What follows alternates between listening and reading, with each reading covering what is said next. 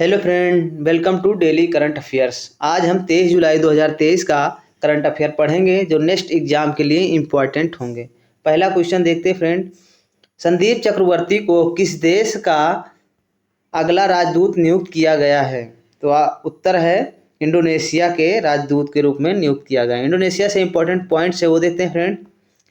विदेश मंत्रालय ने संदीप चक्रवर्ती को इंडोनेशिया में अगला राजदूत नियुक्त किया है। 1996 के बैच के भारतीय विदेश सेवा IFS अधिकारी संदीप चक्रवर्ती को इंडोनेशिया में भारत के अगले राजदूत के रूप में नियुक्त किया गया है। संदीप चक्रवर्ती वर्तमान में विदेश मंत्रालय MEA में संयुक्त सचिव के पद पर कार्यरत हैं। भारत इंडोनेशिया से कोयला और कच्चे पाम तेल का दूसरा सबसे बड़ा खरीदार है, आयातक है। खनिज तेल, रबर, लुगदी और कागज हाइड्रोकार्बन भंडारण का आयात भी करता है। भारत इंडोनेशिया को परिष्कृत पेट्रोलियम उत्पाद, वाणिज्य और वाहन, दूरसंचार उपकरण, कृषि वस्तुएं, गोजातीय मांस, इस्पात उत्पाद और प्लास्टिक का निर्यात करता है। दूसरा क्वेश्चन है फ्रेंड, किस संस्था ने 20 स्वच्छ ऊर्जा फर्मों को 2.37 ट्रिलियन रुपए उधार देने के लिए समझौता ज्ञापन पर हस्ताक्षर किए हैं? तो उत्तर है पावर फाइनेंस कॉरपोरेशन ने, PFC ने। इंपॉर्टेंट पॉइंट है वो देखते हैं फ्रेंड। PFC 20 स्वच्छ ऊर्जा कंपनियों को 2.37 ट्रिलियन रुपए का ऋण देगा। पावर फाइनेंस कॉरपोरेशन PFC ने 21 जुलाई 2023 को घोषणा की है कि उसने 20 कंपनियों के साथ 2.37 लाख करोड़ रुपए से अधिक के ऋण समझौता किए हैं। इन समझौता ज्ञापनों पर सौर, पवन ऊर्जा, हरित हाइड्रोजन, बैटरी भंडारण और इलेक्ट्रिक वाहन कंपनियों के साथ हस्ताक्षर किए गए। अदानी, गिनको, रिन्यू, कॉन्टिनम, अवाडा और JBM ऑटो कुछ ऐसी कंपनियां थीं जिनके साथ PFC ने समझौता ज्ञापन पर हस्ताक्षर किए। PFC में भारत में ऊर्जा परिवर्तन का एक अग्रणी फाइनेंसर है। PFC के अध्यक्ष और प्रबंधक निदेशक हैं परमिंदर चोपड़ा, जो जुलाई 2023 तक। तीसरा प्रश्न है फ्रेंड, किस दिन को राष्ट्रीय आम दिवस मनाया जाता है? तो उत्तर है इसका 22 जुलाई को आम दिवस के रूप में मनाया जाता है। इंपॉर्टेंट पॉइंट्स देखते हैं फ्रेंड। राष्ट्रीय आम दिवस 22 जुलाई को मनाया जाता है और आम का राष्ट्रीय दिवस हर साल 22 जुलाई को मनाया जाता है। भारत का राष्ट्रीय बागवानी बोर्ड 1987 में प्रिय आम को सम्मानित करने के लिए अंतर्राष्ट्रीय आम महोत्सव का विचार लेकर आया था। शब्द आम मलायन शब्द मन्ना से आया है और फल के बीज एशिया से दुनिया के कई अन्य क्षेत्रों में फैले हुए हैं। चौथा प्रश्न है, किस दिन को पाई सन्निकटन दिवस मनाया जाता है? तो 22 जुलाई को सन्निकटन दिवस मनाया जाता है। पाई सन्निकटन दिवस मनाया जाता है। इंपॉर्टेंट पॉइंट है देखते हैं फ्रेंड। पाई सन्निकटन दिवस 22 जुलाई को मनाया जाता है और पाई का मान 22/7 होने के कारण हर साल 22 जुलाई को पाई दिवस मनाया जाता है। जबकि पाई दिवस 14 मार्च को मनाया जाता है, जो कि 3.14 के अनुमानित मान के समान है और अल्बर्ट आइंस्टीन के जन्मदिन के साथ भी मेल खाता है। पाई एक गणितीय स्थिरांक है जिसका उपयोग गणित की गणनाओं में किया जाता है। पाई का प्रतीक है 1706 में गणितज्ञ लियोनहार्ड यूलर द्वारा डिजाइन किया गया था। पांचवा प्रश्न है फ्रेंड, किस कंपनी को मुंबई अहमदाबाद रेल परियोजना के लिए 7,000 करोड़ ऑर्डर प्राप्त हुआ है?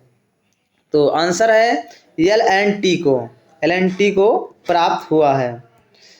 L&T को मुंबई अहमदाबाद रेल परियोजना के लिए लगभग 7,000 करोड़ रुपए का ऑर्डर मिला है। निर्माण क्षेत्र की प्रमुख कंपनी लार्सन एंड टूब्रो ने घोषणा की है उसके भारी नागरिक बुनियादी ढांचे के कारोबार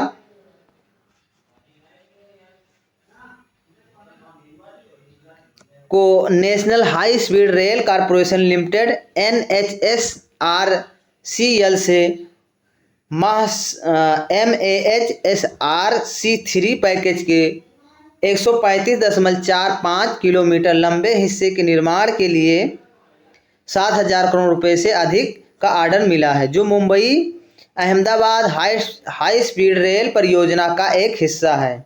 इस पैकेज के साथ L&T महाराष्ट्र के सिलफाटा और गुजरात के अहमदाबाद के बीच मुख्य लाइन का 92% कार्य निष्पादित करेगी। लगभग 508 किलोमीटर लंबी Mumbai Ahmedabad high speed rail परियोजना महाराष्ट्र में 155.76 किलोमीटर, दादरा और नगर हवेली में 4.3 किलोमीटर और गुजरात में 348.04 किलोमीटर की दूरी तय करेगी। ट्रेन के मार्ग में 12 स्टेशन होंगे।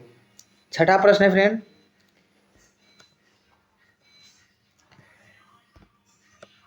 मास्टर पॉप गायक टोनी बेनेट का 96 वर्ष की आयु में निधन हो गया। वह किस देश से हैं? तो आप उत्तर है अमेरिका के हैं master pop Tony Bennett. Important points है, देखते हैं फ्रेंड। अमेरिकी मास्टर पॉप गायक टोनी बेनेट का निधन हो गया है। पॉप संगीत बड़े बैंड, शो ट्यून्स और जैज में नए मानक बनाने के लिए प्रसिद्ध है। मास्टर पॉप गायक टोनी बेनेट का निधन हो गया। उन्होंने 20 ग्रैमी अवार्ड, एक लाइफ टाइम अचीवमेंट अवार्ड और 2 प्राइम टाइम एमी अवार्ड जीते थे। 2014 में 88 साल की उम्र में बेनेट लेडी गागा के साथ अपने युगल प्रोजेक्ट चीक टू चीक के लिए बिलबोर्ड 200 चार्ट पर नंबर 1 एल्बम के साथ सबसे उम्रदराज जीवित कलाकार बन गए। 7वां प्रश्न है फ्रेंड, कौन सा क्रिकेटर 500 अंतर्राष्ट्रीय मैच खेलने वाला 10वां क्रिकेटर बन गया है? तो विराट कोहली बन गए हैं।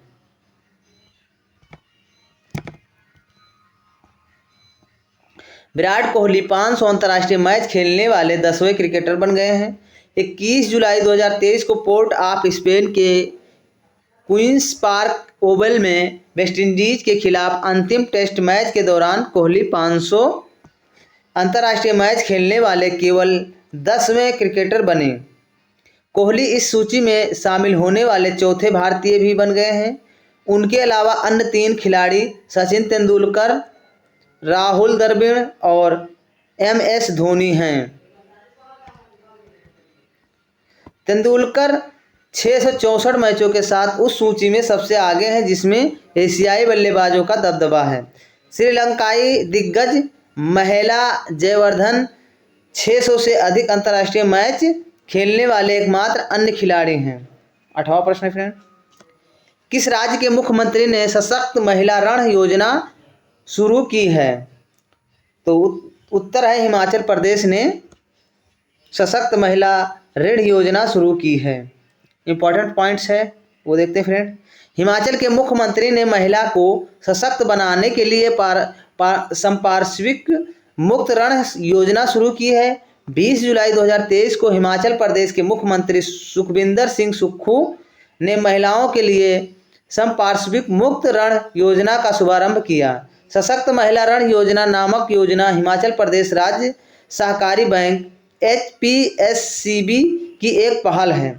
यह महिलाओं को उनके उद्यमशीलता के सपनों को आगे बढ़ाने, आजीविका गतिविधियों में संलग्न होने, दिन प्रतिदिन की ज़रूरतों को पूरा करने और उनके परिवारों के उत्थान के लिए ऋण प्रदान करेगा।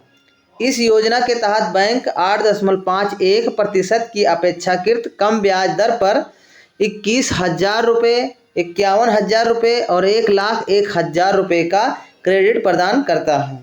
नेक्स्ट क्वेश्चन, किस मंत्रालय ने टैंकाई पद्धति को पुनर्जीवित करने के लिए भारतीय नौसेना के साथ समझौता ज्ञापन पर हस्ताक्षर किए हैं?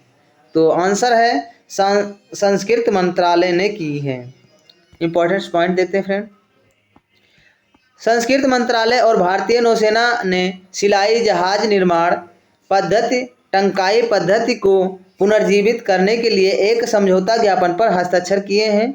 संस्कृत मंत्रालय और भारतीय नौसेना ने प्राचीन सिलाई जहाज निर्माण पद्धति, जिसे टंकाई पद्धति के रूप में भी जाना जाता है, को पुनर्जीवित करने के लिए एक समझौता ज्ञापन MOU पर हस्ताक्षर किए हैं।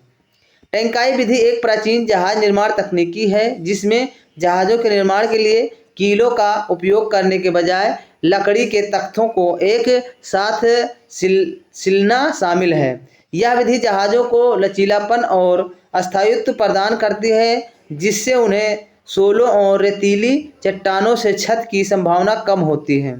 2000 साल पुरानी इस जहाज निर्माण तकनीकों को संरक्षित किया जाएगा और इसे फिर जीवंत किया जाएगा।